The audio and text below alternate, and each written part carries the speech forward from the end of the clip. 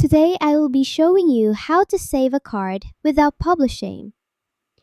If you're still working on your card and don't want it to go live yet, you can save it as an offline draft. To start, open the menu in your card editor and look for the Save button. Once you click the Save option, choose Save as an offline draft. This allows you to store your progress without publishing the site online. After selecting Offline Draft, you'll be prompted to write a title and a description.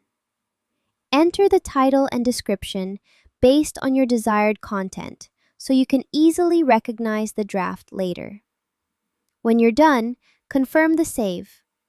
Your card is now safely stored as an offline draft, and you can continue editing it anytime without making it public.